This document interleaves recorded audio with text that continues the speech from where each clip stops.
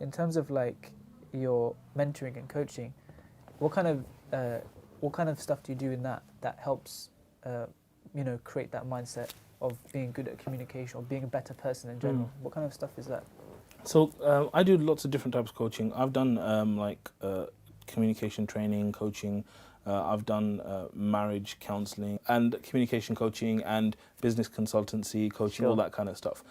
A lot of this is about belief, right? It's about a lack of belief that people have within themselves, and it's about someone else who cares enough about you to believe in you. That's the foundation to you doing this mentoring. That's the foundation of it, right? Okay. I believe that in order for you to have a great coach, I believe anyone can be a coach. It doesn't have to be someone like me who's got 15 years experience. Sure. I believe you could coach him amazingly, right? The foundation of that is actually you caring about him. Right. Caring about him more than you care about yourself in that time you're there. Yeah. Yeah? So that's the first thing. The second thing is actually there's a hadith in that, isn't it? Like, none of you truly believe until you love yourself or you love your brother. Exactly. I was about to quote that, so that's why I asked that. Yeah, is that why? Yeah. So one is like caring for him, right? Yeah. The second thing is actually pushing him. Pushing it. Right? Because remember, there's the whole diagram where this is where you're comfortable, and this is where growth happens. Yeah. So you need to step out of that comfort zone. So a lot of my coaching and stuff is about pushing people to a place where they don't want to go, right? And then thirdly is holding them accountable to that. But the problem is when you push people, the question is how much do you push? You can't push. Because if you push them too much, then they like repel you, reject you. They're like, this guy's a loser. I don't want nothing to do with you, and they go. And the most difficult aspect to that is if you push certain people the same as you push other people, it's not going to have the same effect. One person can take a certain amount, and that's the hard thing about managing people. And that's where experience comes from. Yeah. That after doing it for years, you realize, because this one of the biggest things that happens with coaching is people will basically try and bluff you. Yeah. Right? Okay. So people will talk to me and I'll be like, okay, sister, so tell me, why did that happen? And she'll be like, oh, it happened because she didn't submit the report in time. Why didn't she? Well, what happened why was the report a big idea? Or because of this, because and eventually it gets to the point where, because the first time I met her, she didn't say salam to me. So you see, right? Yeah. And so if you accept that bluff the first time, then what happens is you won't get to the bottom. But how do you go further? By caring about them. Sure. Because if you don't care about them enough, you won't go deeper. And it still comes down to communication as well. But I'm saying if you don't, and this is what I do, and when I'm coaching people and I'm working with them, I believe in them that they're amazing, they're capable of amazing things because I know where I came from and what I achieved. But at the same time, I'm not going to take their rubbish. So they'll be like, even if they, like, there's been sisters that have given me tears, and I've been like, I don't care about the tears. Because you know that that's not it. You have to go further down, right? That. And so this is something interesting. When I do a lot of public speaking coaching, a lot of public speaking training. You think about this fact that normally, if I told most people to come out here and speak in front of a camera or speak in front of 100 people, most people would be like shocked. I can't do it. Shocked, right? But it's crazy. Why? Because how long have you been speaking? A couple of years, maybe less than that. How long? Public speaking could be, let's say, 4 or 5 years. 4 or 5 years. What about you? I've been on and off, but I started when I was ISOC. Okay, so how long? What, 3 years? About 3-4 years. Right, okay, good. I said to you, how long have you been speaking? What's the answer to that question? Since a year old, 2 years old. So how many years have you been speaking? Like a good 23 years. And most people that I do training for, they're coming to the stage, they have 20 years experience of doing that thing, yet when they get in front of a crowd, the experience evaporates. Why? Because they don't realize that all speaking is public speaking. And if they can just make that shift in their mind, they realize when I came up here, I can speak to my mom and dad fine. When I come in front of a crowd of 100 people, I've got the same tongue, I've got the same cheeks, the same mouth, I've got the same brain. Why is it an issue for me to communicate effectively? Right.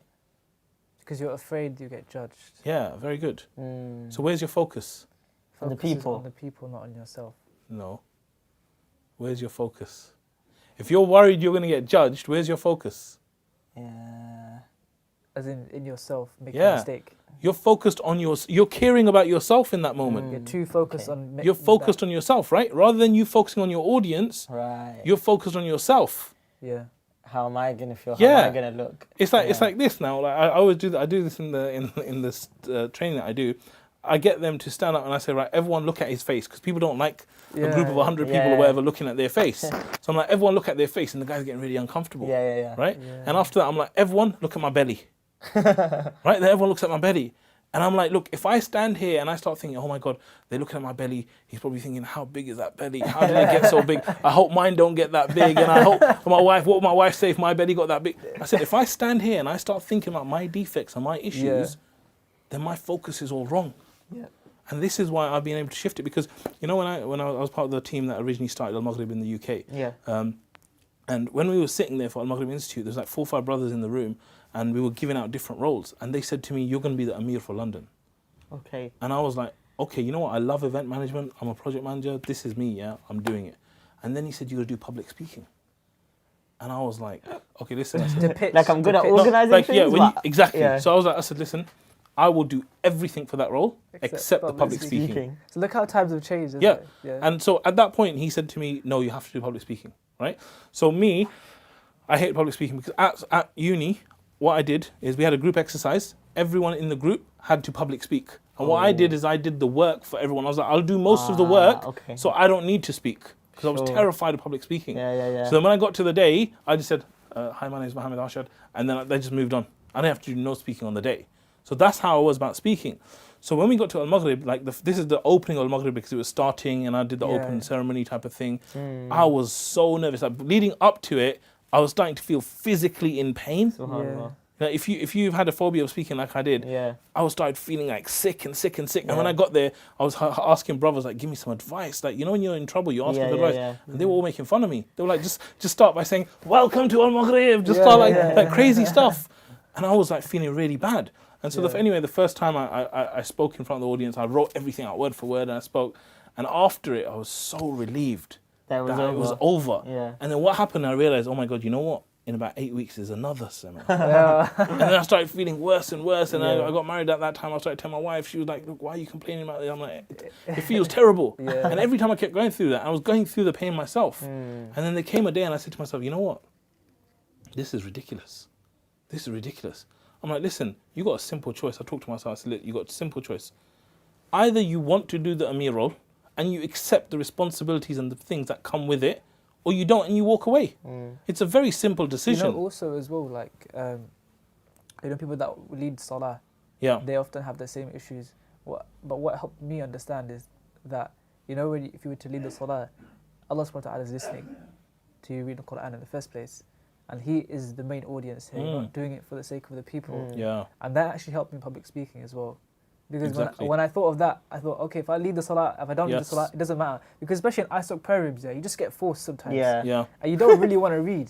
So you just naturally have that expectation that there is a possibility you just get forced to read. And you think in the back of your head, look, if I read, that's it. I'm just going to read. I'm not going to care about audience. I really don't care. I just want to focus on getting it right, so Allah's going to listen to me. And that mindset, I can see that, for example, like, you just said to yourself, like, what's the point? Like, I was like, basically, it was one decision that changed my life, because I went, you know what, I am going to do this, and I want to do this, inshallah, right? And as soon as I made that decision, everything became easier. It became so easy.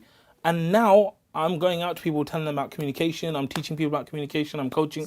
It's crazy. You've gone it's crazy. I'm going full circle to the point where I love people. communication. It's just the thought and the idea that stemmed. And it was one decision. And this is what I'm saying, that people that are watching this, they need to realize that you might not have the answer of how you're going to do it, what you're going to do, but it's about believing that you are capable of doing this. And it's just a decision away. I mean, some people talk about this as well, like 15 seconds it takes, or three nods to make a change, like, now, can I fix it? And then you can change your mindset like that. SubhanAllah. It's just like, but people often think there's barriers, there's years, and it's not years. You can do something. It's one decision. It's one decision, and then seeing that through.